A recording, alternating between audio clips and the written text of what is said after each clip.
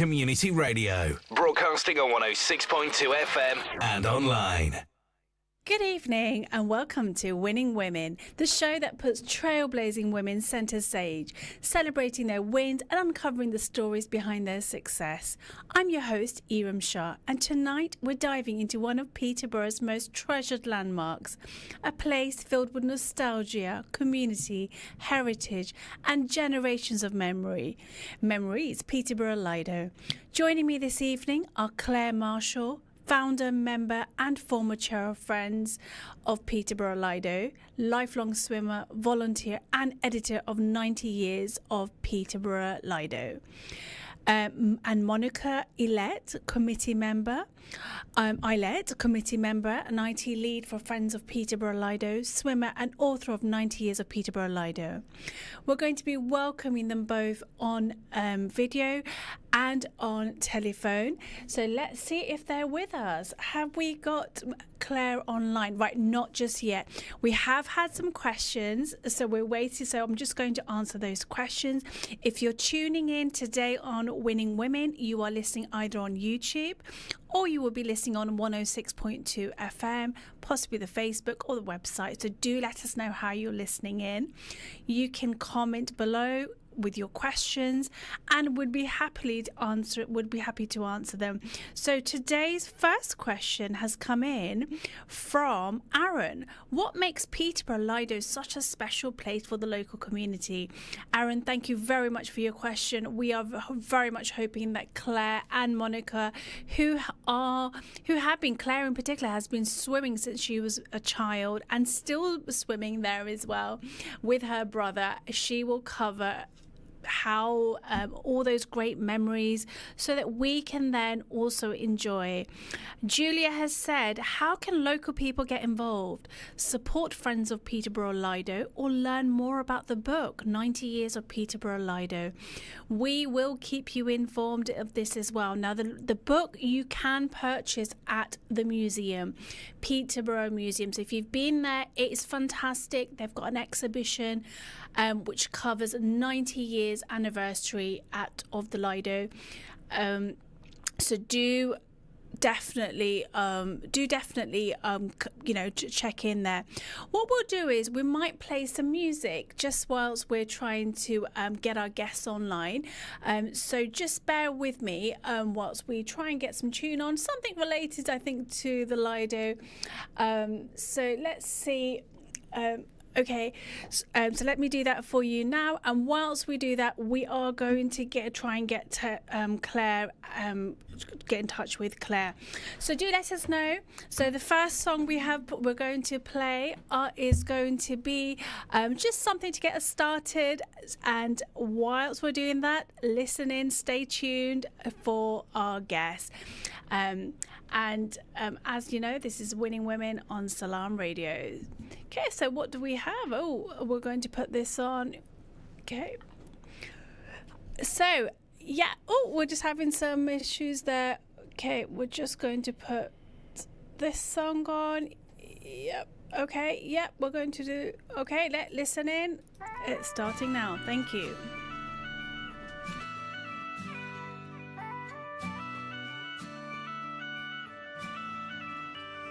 You could try to turn off the sun, I'm still gonna shine away, yeah, and tell everyone we're having some fun today. We can go wherever you wanna and do whatever you like. Let's just have a real good time. Assalamu alaikum, alaikum, yeah. Assalamu alaikum, alaikum, yeah. Assalamu alaikum, alaikum, yeah.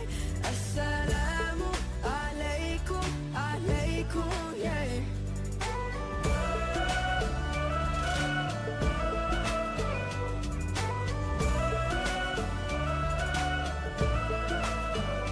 I just wanna spread love and peace and all of my happiness, yeah, to everyone that I meet, 'cause I'm feeling spectacular. I love it when we love one another.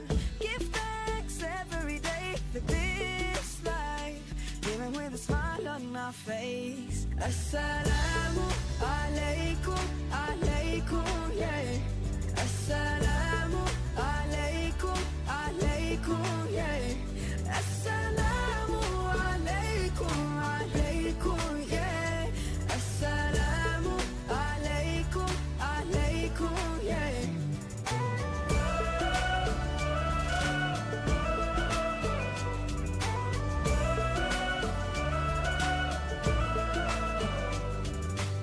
Spread peace on the earth, cherish the love that is around us. Spread peace on the earth, treasure the love that is around us. Always be kind, always remind one another. Peace on the earth every day. Assalamu alaikum, alaikum, yeah. Assalamu alaikum, Assalamu alaikum. Assalamu alaikum. Assalamu alaikum. Wa alaikum assalam. Assalamu alaikum. Assalamu alaikum. Assalamu alaikum. Assalamu alaikum, yeah.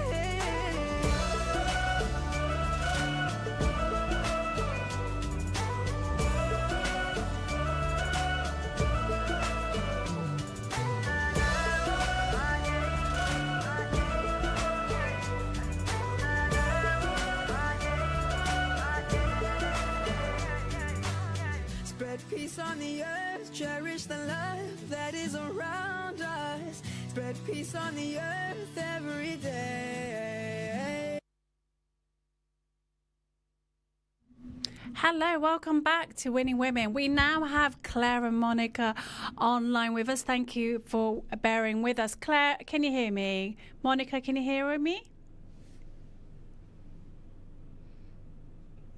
Can you hear me? Hello, Claire, Monica? I can hear you. Ah, fabulous. Welcome to Winning Women. Sorry about the technical problems there. Monica, can you hear me? Yes, I can. Fabulous. Well, really nice to speak to you, and thank you so much for joining us here on Winning Women. I gave a light introduction to you, but it would be great if you could share a little bit more about yourself, starting with either one of you, Claire and Monica. Okay, do you want to start? Okay, so I'm Claire Marshall, and I'm former chair of Friends of Peterborough Lido. I was with Friends of Peterborough Lido for 9 years and one of the founding members, and also editor of the book that we have just produced. Yeah. A little bit about my background. I studied art and design straight from Spalding High School, actually, and then trained as a government welfare officer and staff counsellor in central London. On return to Peterborough, I ran my own fitness classes and worked in substance misuse and counselling young people and in community development and diversity. Finally, training and development for a mental health helplines partnership and part-time lecturer at the college. My interests are art and singing. I've been singing with Peterborough Community Gospel Choir for 23 years. That's me. Oh, I didn't know that one. Thank you. Right, lovely to hear. Thank you. And what about you, Monica? I trained as a nurse way back in the 1960s, the early 60s. And then after I got married, I had 3 boys, and I was working with elderly patients. Unfortunately, during that time, I had a bad accident and my back was injured badly. So lifting elderly infirm patients at that time wasn't easy because there was no lifting aids then. When we came to Peterborough, I got a job at the maternity unit and then trained as a midwife and went on to be a community midwife in the city for the next 20 years. I retired early because of ill health, and I took a course at college in sugarcraft and began making celebration cakes, wedding cakes, birthday cakes, christening cakes, and was a founder member of the Peterborough branch of the British Sugarcraft Guild. I also recovered my love of art, especially in oil painting, which I'd given up when my boys thought it was fun to experiment with my paints. And we also joined the local history society, and my husband also shares this love, and we both joined the society. And I've written several articles for the society's magazine, and one was on the history of the Lido. Right. And is that what inspired you to write about the Lido? Yes. Basically, I thought the history of the Lido was a bit fragmented and needed pulling together. So I wrote quite a bit of it on the website before we even thought about a book. That's a different. It came a lot later. Yeah. And then the book came later, and now it's being exhibited at the local museum. How does that make you feel? It's quite strange, actually, a bit bizarre. This thing that I've been working on for probably a couple of years, really. I started by using a PowerPoint because I didn't know how to use it. So I thought I'd start an experiment to do it. So using the history of the Lido just seemed to be the logical thing to do. So I started learning how to put these slides together and how to juggle it all about. And after quite a while, I thought, well, the slideshow could actually be used in the community to show the history of the Lido. And then that went on as a progression to, it could be a book. And that's what it's become. After a lot of editing, several bits of rewriting. And that's what... Sorry, yes? Oh, well, I used to get told off for putting extra bits in. Well, that's the way of a book, isn't it? You're never satisfied. You always feel like you can add something else to it. Yes. And when did you make the final call that you will finally get it published? Well, we had help with finding a publisher from a gentleman from the Civic Society, Toby Woods, and he gave us a bit of guidance over that, and he helped us with the editing. And it was it was the beginning of this year actually when we actually took it to print. Good. And 2 years in the making. You've learnt a new skill along the way as well, which is fantastic. Because it's quite a hard skill to pick up, isn't it? A lot later on. So congratulations to you. You've not only got a book, but you've also achieved a brand new skill along the way. And how did Claire get involved in the editing? I think I was involved from the beginning, wasn't I, Monica? I think 9 years ago when we founded Friends of Peterborough Lido, I always had it in my mind that there was so much that we should be sharing with the community. And it was a dream to because my background's in training and development, it was a dream to do some sort of presentation that we could take out to the community. And so when Monica put together this slideshow, I just said, Monica, this is fabulous. We can make this into a book. And we did. And I think probably for nearly 2 years, we've spent nearly every day talking at some stage, haven't we, Monica? Which is marvellous. So I sort of helped with the grammar part of it, but also there were a couple of other people on our committee towards the end that helped with the final proofreads. And as Monica says, Toby Wood from the Civic Society helped quite a lot too. So it's been 2 years of hard labour, hasn't it? It's been well worth it. And I said one of the highlights for me is to see our faces on the day that we went to collect it, or rather from the printers, and we could look at each other and say, finally, we could hold it in our hands, and it was just really lovely. So, and the first one that we sold, I think, was that was an exciting moment, wasn't it, as well? Yeah. Yeah, so that was really nice. And now, you can buy them, by the way. I can put a little plug for the book. Yes. You can buy them at the museum for £12, or you can get in touch with us at our Peterborough, Friends of Peterborough Lido website, and you can order one that way. So, please encourage people to buy one. Yeah, well, we've already our first question of the day of the show is actually how do you buy the book? So we're directing them to either the museum or to the Peterborough Lido website as well. And that brings us, Claire, what has been? I mean, this must have been amazing to just put together and reminisce. But what's been your earliest memory of Peterborough Lido?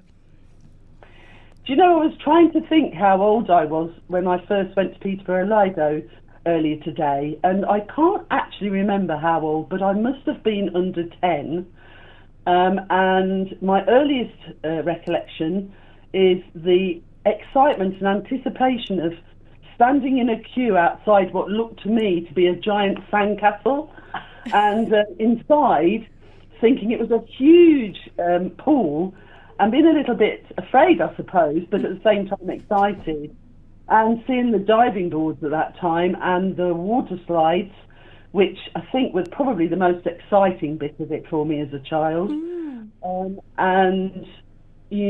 I think I probably spent hours and hours going, as a lot of children did in those days, going up the slide and down it, up the slide and down it, it's huge to get on it. So I think that's my earliest memory. And yes, I think that's the earliest memory. I used to get the bus from Crowland because I was actually born in Crowland, or born in Peterborough, Thorpe Hall, but I grew up in Crowland, and we used to catch the bus.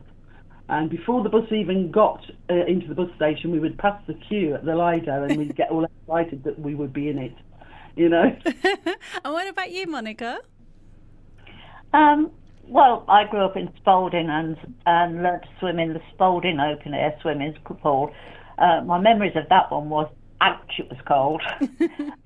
But I started swimming because trying to keep my back so I could carry on working, I started swimming first at Whittlesea and then at the regional pool, where I met quite a few people who used to disappear in the summer. And so I thought to myself, after I retired, I thought, well, I'm going to try this Lido. And actually, it was a revelation. There was no hot, smelly chlorine smells. It was fresh air. And the camaraderie afterwards, when you're sitting having a nice hot drink after the swim, and just meeting lots of different people. So, yeah, and that came up quite a bit in your book, hasn't it? There's been quite a big diverse variety of people, from athletes, competitive swimmers, local communities. Yeah. So how much of your childhood summers did you spend amongst these people? That would be me. I think that would be me, wouldn't it? To be honest, I can remember Walter Cornelius. And do let the audience know, for some of the listeners who don't know who he is, do explain. Okay, so Walter Cornelius was a bit of a showman, wasn't he? Oh, definitely. And a stuntman, and he was a Latvian, he came from Latvia, didn't he? He was a Latvian refugee. Yeah. And just shortly, he was just magical to the children. He was this big, strong man that used to do all these stunts and taught so many children to swim in that Lido. He was like a lifeguard there, and taught them to swim. He used to do acrobatics off of the boards and taught children to dive. But I can remember seeing him. But as for other legends, and there've been quite a few, as you've seen in the book,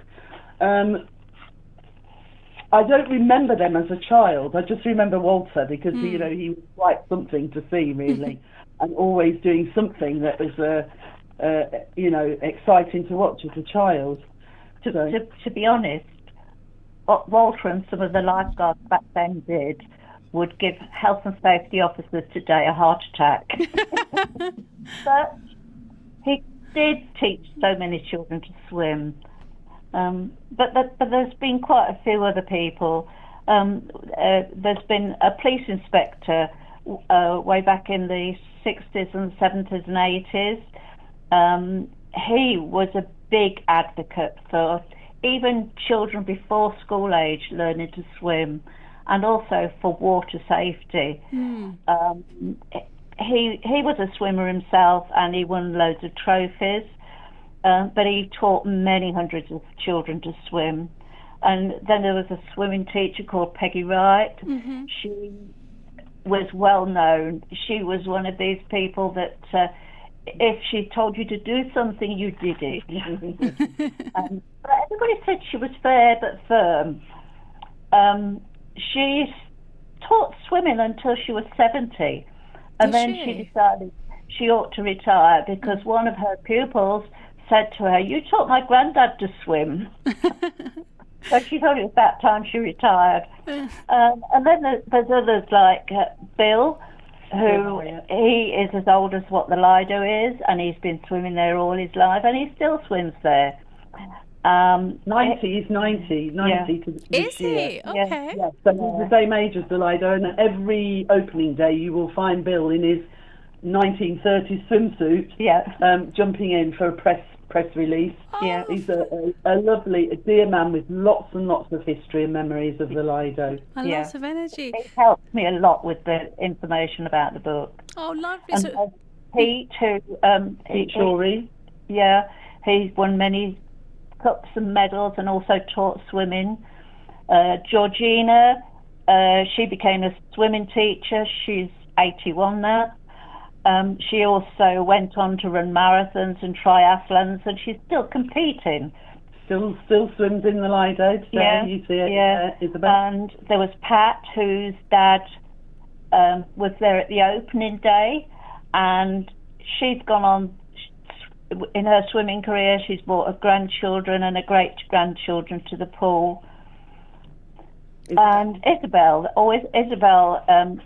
she's still swimming today. She was a swimming teacher and I found a member of the Life Saving Club as well. Yeah, and she still swims. And when you reconnect with the former, some of these swimmers, what memories come up the most? Oh well, I think when I think about Bill, you know, I visited Bill not very long before the exhibition to collect a few of his medals to exhibit at the exhibition, and it was just wonderful talking to him about, you know, about his whole life really story with the Lido. And I think he'd been at the original gala, hadn't he, Monica? Bill's the swimming club galas. No, secretary of the galas. Yeah, gala secretary. So he's been around for many, many years, and so I don't know, it's just lovely. And Pete Shorey as well, if you talk to him, he's very proud of what he achieved all those years ago with the cups, you know, and it's just lovely to see these people.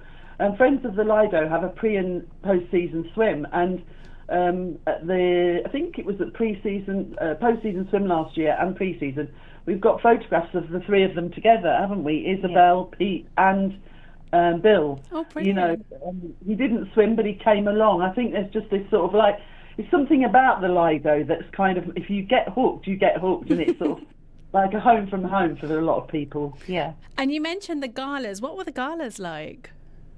Well, we didn't actually, we're too young to have gone to those galas. I wasn't in Peterborough then.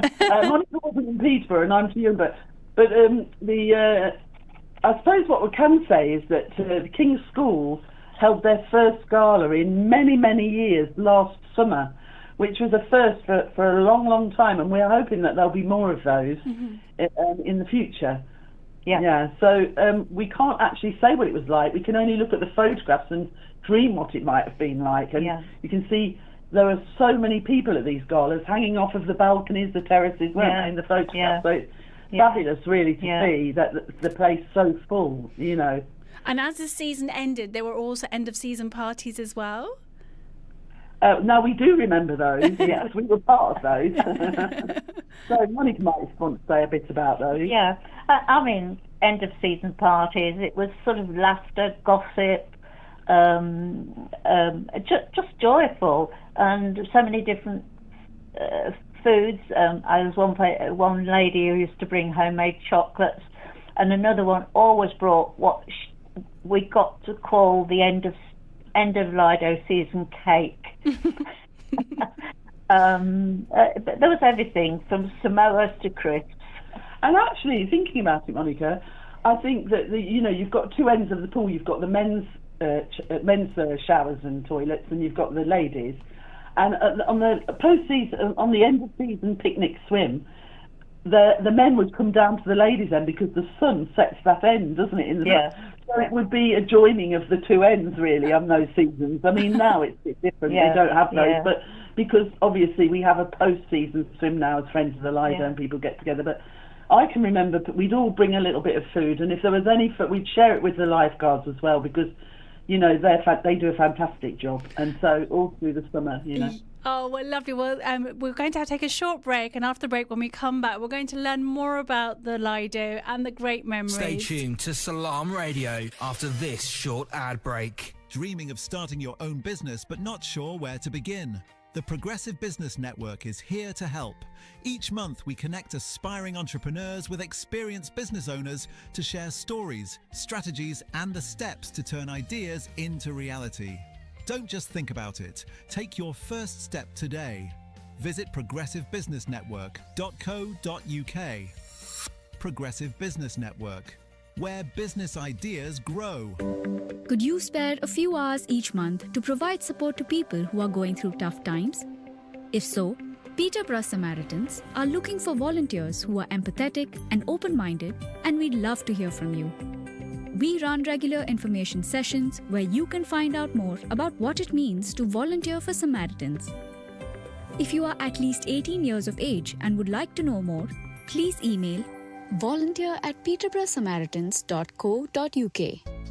Moving house? Feeling overwhelmed? Boxes everywhere? Ivert Self-Storage can help. Our secure, clean and modern facility, Peterborough's preferred choice, gives you the extra space you need with 24/7 security and easy access. So instead of tripping over boxes, store them with us and breathe easy. Visit Ivert, spelt IVATT, selfstorage.co.uk today. Because moving is hard enough. Whether you're eating in or ordering for collection or delivery, Big Mouth at 349 Lincoln Road in Peterborough is the place for all the family favourites you know and love. But now it's even better, as loaded fries, grilled and smashed burgers, peri-peri strips and wings have been added to Big Mouth's mouth-watering menu of pizzas, chicken and so much more. Call in today, order for delivery via Uber Eats or call 01733 201020. Big Mouth's open 11 till 2, 7 days a week. What do children at Bright Bambini Montessori Nursery say about us? I love my teachers and friends. At Bright Bambini Montessori, we sprinkle confidence, independence, and stir the love of learning. From 18 months to 5 years, free funded places available. Come join in the fun. Call Bright Bambini Montessori on Peterborough 306565 or visit bbmc.uk. Kashmir orphans relief trust code आप ही के अतियात से हजारों यतीम बच्चों की जिंदगियां बदल रहा है। इस रमजान मुबारक में अपनी ज़कात, सदकात, फितराना और अतियात कोर्ट को दें। नेकी और खैर के इस अमल में आपका हिस्सा अल्लाह पाक कबूल फरमाए, आमीन। Code Educational Complex, Jatla Road, Akhtarabad, Mirpur Azad Kashmir, UK office 0300 123 7774, court.org.uk. Do you own a restaurant or takeaway? Cater Fair is an expert supplier of new and used commercial catering equipment. Visit caterfair.co.uk for quality equipment on sale at the lowest prices, or call us on 01733 310 115 or visit us at 11 Royce Road, Fengate, Peterborough.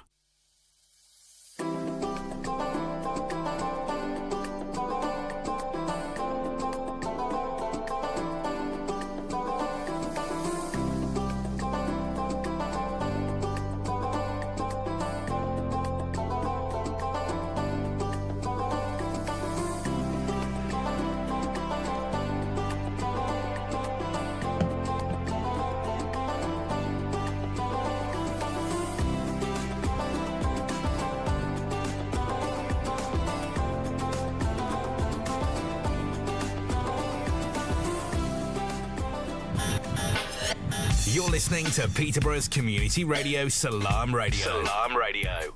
106.2 FM. Good evening and welcome back to Winning Women, the show that puts trailblazing women centre stage, celebrating their wins and uncovering the stories behind their success. If you're joining here after the break, I'm your host, Evram Shah, and tonight we're diving into one of Peterborough's most treasured landmarks, a place filled with nostalgia, community, heritage and generations of memories, Peterborough Lido. Joining me this evening are Claire Marshall and Monica Eilert. So welcome back, and we are going to get them back on. Now, we were just talking about the Lido and the great memories that both Monica and Claire share. And it seems to me as if there was a lot more than just swimming there. There was a gala, the end of season parties, theatre, dog swimming. Just tell us a little bit more about your memories around those days. So it definitely is somewhere much more than swimming. I think, Monica, you would agree, it's a place where it's a community place where people meet other people. It's a place where people meet lifelong partners as well. We've had people meet their future husbands and wives there, you know, and tell the stories and take their children and grandchildren. We've had live theatre there. We've had brass bands there. We've had movie nights there. There's a play area for children with facilities there too, and a paddling pool. And plus, of course, there's a cafe there. And the list goes on. I mean, they have exercise and yoga in the pool. You know, lots of different things like that. So it's not just a place. And I think the other thing is that one of the things that I've always felt about it is that, you know, Peterborough is a very multicultural city, and in the summer it is wonderful to see people from all backgrounds, all cultures, different ages, different generations, as I said, you know, speaking different languages, but they're all there enjoying the same thing. So it brings people together as well. It brings a place that brings people together, not just to swim, but just to enjoy social time together too. So, yes. And there was even a fashion parade there, wasn't there, of vintage swimwear? Were you there, Monica, there? No. That was about in 1969. Mm-hmm. That was one of the galas that Bill Marriott, who we talked about before, he organised. And he organised these 50 models. Some were from the swimming club and some were from the local theatre groups. And they got the costumes from a place called Studio Margaret in Wisbech. Mm-hmm. And there was 50 different costumes from the late 1800s right up to the 60s. And I believe it was very successful. Unfortunately, there's no really good photographs of it at the time, and the only photographs I could manage to get were from newspaper cuttings. But yes, it sounded as if it was really fun. And they held quite a few different types of things. They did. I believe there was what they called fancy swimming, where there's so many swimmers and they interweave swimming in each other. And Peggy Wright actually formed a synchronised swimming team, and I believe they wore red costumes and flowery hats, and they actually did do swimming exhibitions in the public several times. But yes, the galas did sound fun, but no, I was busy working. Usually on a weekend I'd be working. And is it true that children dug a tunnel under the Lido to avoid paying admission as well? Well, there was certainly a tunnel.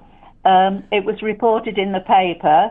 I'm not sure about the actual distance. It was reported as 17 foot under. But when you consider our soil is very wet,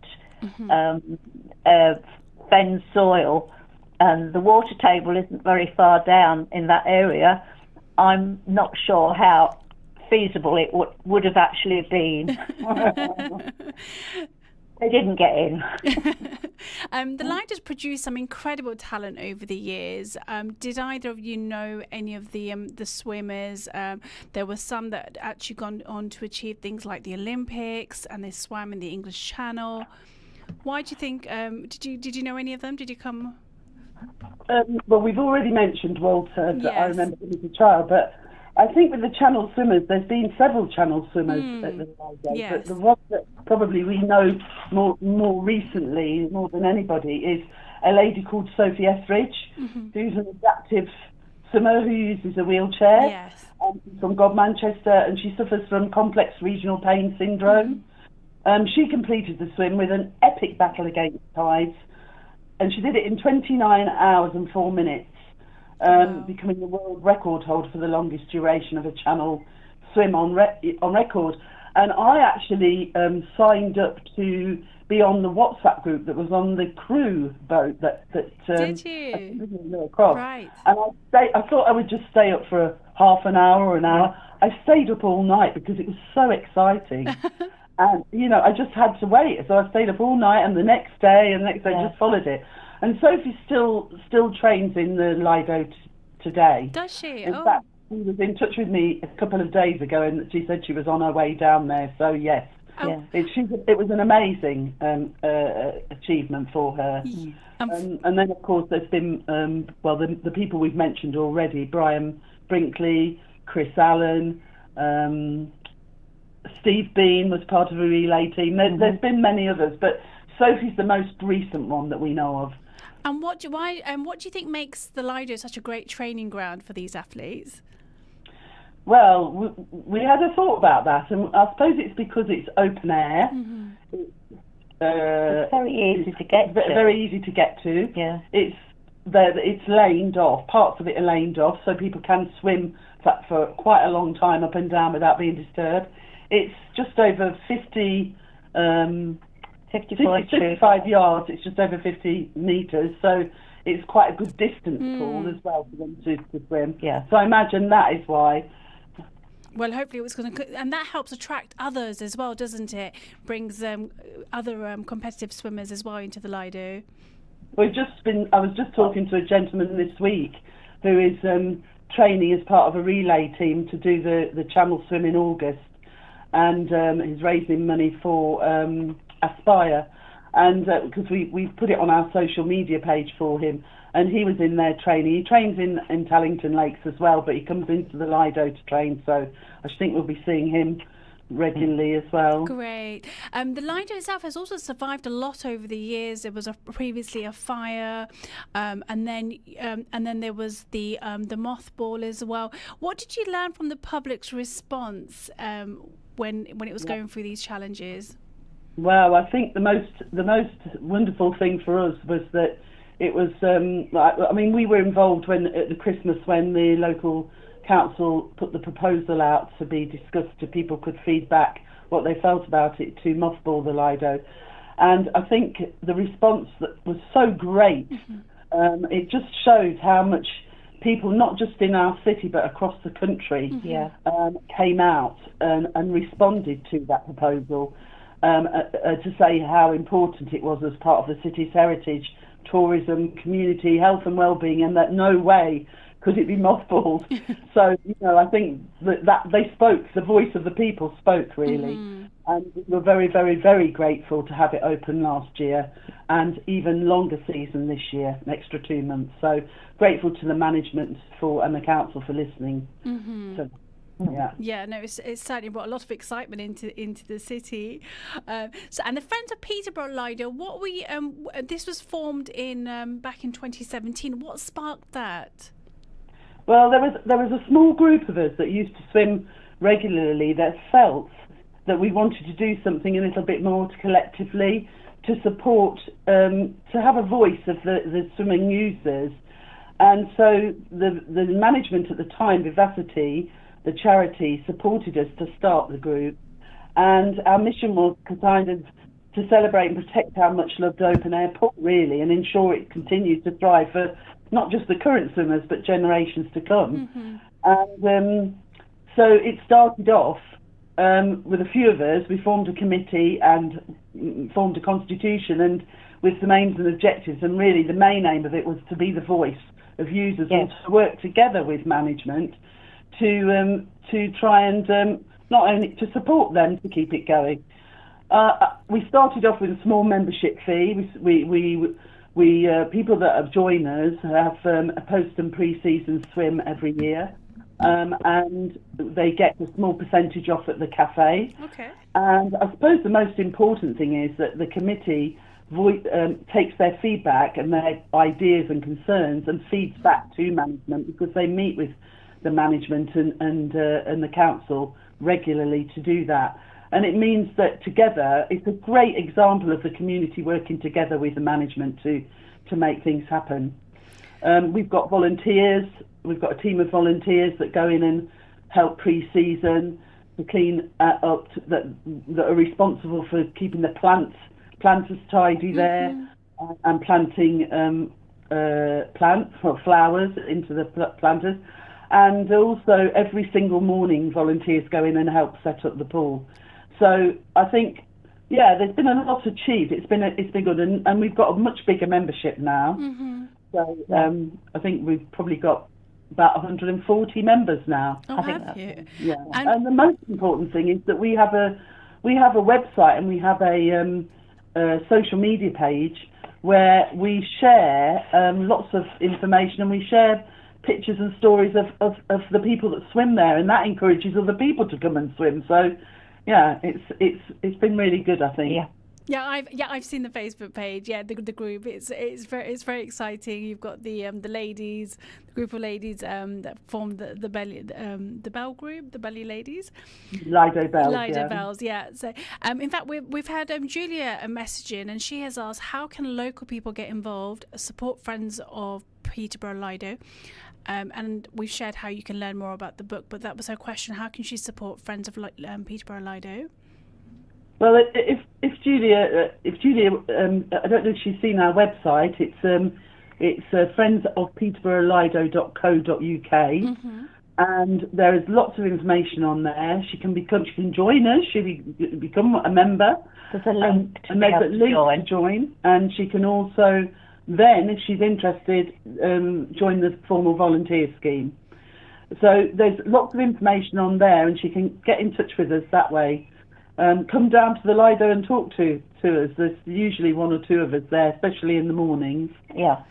Oh, and what does it mean being a friend of the Lido? What does it actually involve? What would the day-to-day tasks be? Does it depend on the skill sets that you bring to? You just simply if you want to give some time to volunteer, then you give some time. If you just simply want to contribute by paying the membership, which is £10 at the moment a year, but I think it's going to go up next year, then that in itself is helping. I mean, we've managed to pay to have new robust lane signs with the money we've collected. We've paid contribution towards the lifeguards having dry robes, so that on cold days they've got those. Oh, that's nice. We pay for the plants. So we kind of tend to do things. Obviously, we work with management to decide how best to spend it. But that's another way we work together. So if anybody wants to, some people join us because they just simply want to give the £10 to help for those things.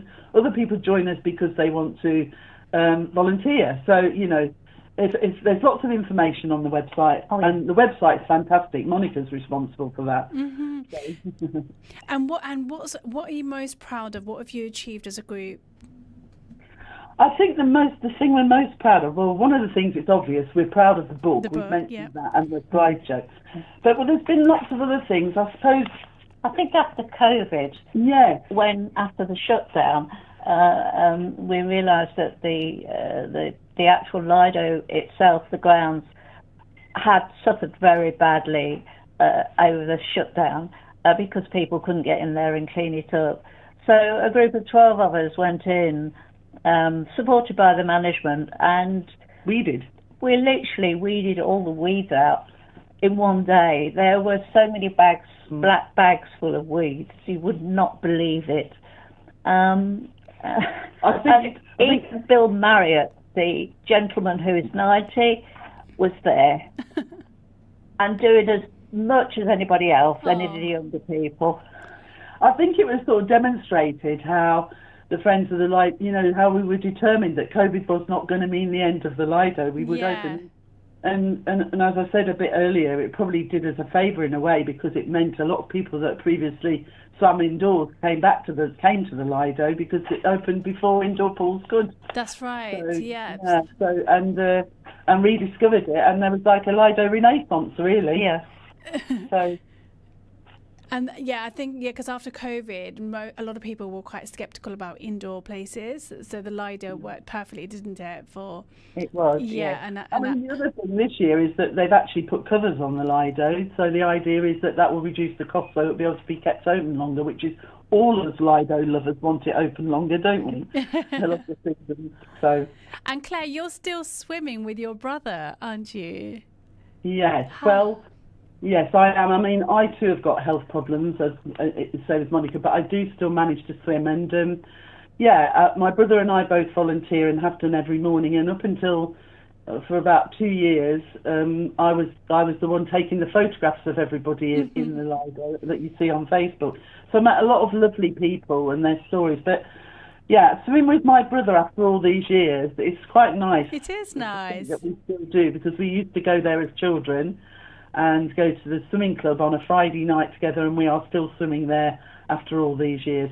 And actually, even when reading the book, Monica, one of the things I really liked was how reading about different generations, grandparents, then their grandkid. I think it was so nice. And there was one family in particular, there were 4 generations swimming there. That's so nice. Yeah. Yes. Yeah. Yeah. And what was was there anything in particular that surprised you whilst you were researching the book? Was there anything that you particularly stood out for you? Actually, it was actually how difficult it was to actually find information. I did think that I would find a lot in the library, but actually when we went to the archives in the library, there really wasn't very much there. So I had to rely on other people. Bill gave me a lot. Brian Brinkley gave me a lot of information. Chris Allen gave me a lot of information. Isabel gave me a lot of information. And it's just questioning people and asking them. And actually, now the book's out and people are buying it, they're then emailing and telling me stories and sending me other bits of information. So we need a revised version or even a part 2. She's working up to the 100th yearbook. I'm not sure I should make it, but I'm just putting it all to one side in a folder in my laptop. And if I can't do it, then I'm hoping somebody else will take up the baton. Peterborough Lido has been described as one of the city's hidden gems. Why do you think people feel? Why do you think it's so special? Well, I think we've said that how many cities across this country have got a facility like that in the centre of the city, easy accessible, and it's like you don't have to travel all the way to the seaside. You can go and enjoy a day and a picnic in the heart of your city. And the minute you walk through the doors, no matter how miserable you might be feeling or how miserable the weather is, you feel a real sunshine feeling inside. It's just a happy place. And the other thing is, Lido swimmers never mind swimming in the rain. No, I love swimming in the rain. That'd be a good experience, but I've never done it before. The water is warm. Yeah. I remember swimming in the first midnight swim we had after the millennium. And it was the first midnight swim that I'd had for many years. And it started out a really nice night. But getting towards midnight, it started to rain, but not heavily, just gently. And we'd got fairy lights strung up, and we'd got the Lido lights on as well. So all the raindrops, as they dropped, they were twinkling, and it was just so magical. Oh, and in fact, the next sunset swim is actually on the eve of my birthday. So I was just thinking maybe if I need to treat myself to a midnight swim. I don't know if I can stay awake that long. And now we've got also, what else have we got to look forward to in the Lido? We've got the 90-year big celebrations coming up. What are you most looking forward to in those celebrations? The 90th celebrations, I think. There's a midnight swim on the Friday night, and then on the Saturday and Sunday there's a range of all the events that have been organised are actually on the website, on our website, and on Vivacity website. But COPS are organising a gala, and there'll be a reunion of COPS is what was Peterborough Swimming Club. There'll be a reunion of people and racing against each other. There's bands, there's music. There's a fancy dress parade on the competition on the. There's one of the Channel swimmers that we mentioned, Steve Bean, is playing classical guitar on the Sunday morning. Lovely. So there's a lot going on that weekend, and we hope that people will come along and join in the celebration. Yep, and how could they find out more? Is it on the Peterborough Lido's website? It's on Friends of Peterborough Lido website, but it's on Vivacity website too. And on Facebook, on both of our Facebook pages. And the Evening Telegraph website and the paper. Yeah, and even in the exhibition, I would highly encourage everyone to go to the exhibition. It's fantastic. It gives you a really good timeline of the Lido. And one of the things there, Claire, was your poem. Absolutely beautiful. What inspired you to write your poem back in 2018? I think it had been the end of a really good season. It had been very, very warm, and it had been very busy. And I think we wanted something for the website, didn't we, or Facebook page monitor? Yeah. And so I thought, well, maybe I'll just put together in 10 minutes, and it was in 10 minutes or 15 minutes, this little poem about the season drawing to a close. Well, do read it for us. Yes, absolutely. Okay. What a summer this has been, one the Lido has never seen. Not for years at least, that is, every day not one to miss. The heat wave meant it couldn't be better, a tropical paradise in the city centre. Long sunny days made it terrific, blue sky above, so idyllic. Thousands from near and far, on foot, by bus, train, bicycle and car. The temperature set at 28 encouraged everyone through the gate. No more moaning, it's too cold.